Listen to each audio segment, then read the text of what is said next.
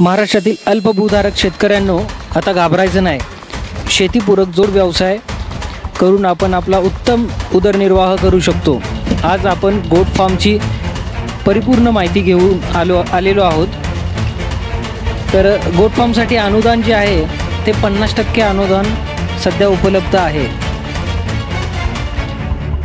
तर मित्रांनो, आपला चॅनल सबस्क्राइब करायला आणि लाईक करायला विसरू नका।